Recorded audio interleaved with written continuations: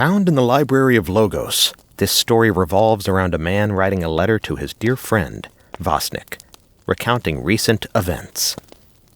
He describes surviving a shipwreck during a storm en route to Rhothum. Despite being thrown overboard, he miraculously washes ashore and is rescued by a man named Doile and his family.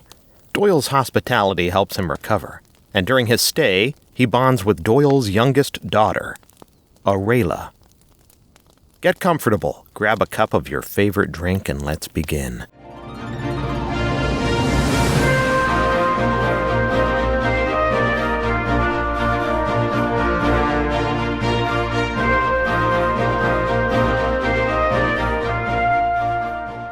The ink flowed steadily from the quill as the man seated at the weathered desk began his letter.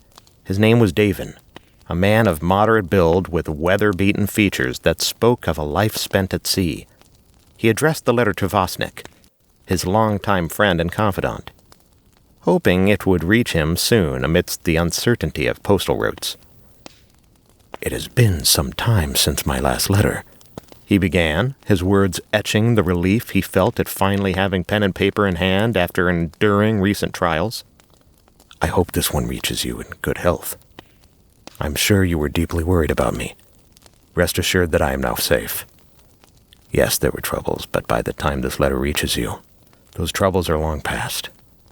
Davin paused, reflecting briefly on the events that had unfolded since he last set foot on solid ground. He dipped the quill once more and continued, recounting the harrowing tale that had brought him to this moment. "While on the way to Rhothum, our ship was caught in a terrible storm. The waves rose like enraged giants, crashing upon our vessel with relentless fury. In the chaos, I and a few other men were thrown overboard. The sea swallowed us whole, its icy grip threatening to claim us for eternity." He described the desperate struggle to stay afloat amidst the churning waters, the cold penetrating to his bones as he fought to keep his head above the surface. "I did not know the fate of those other men," he admitted somberly, "but I was fortunate enough to wash ashore after a day at sea." Davin knew Vasnik well enough to imagine his friend's reaction to such misadventure. He could almost hear Vasnik's teasing voice in his mind, mocking his lack of valor and penchant for avoiding adventure. A faint smile tugged at Davin's lips, despite the gravity of his recent ordeal. "Beneath your concern," Davin mused, "I know a part of you chuckles away at the thought of me out in the ocean." He shifted in his seat, the memory of his rescue bringing warmth to his heart amid the chill of the room. "I recall the moment I washed ashore," he continued, "my struggle to stay alive replaced by an incessant shivering. My body gave out then and there. I only remember shaking on the shore, the water rushing past my legs, threatening to drag me back into that cold abyss."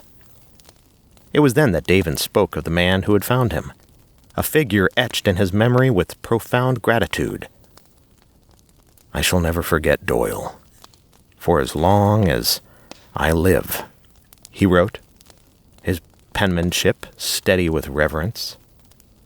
"He is kinder than any other man I've met, with a refreshing sense of humor you will be unable to find in a more settled place." Davin recounted how Doile had taken him in, introduced him to his family, and tirelessly worked to get him to the nearest city for proper care. "For much of this time," he noted, "I helped his family.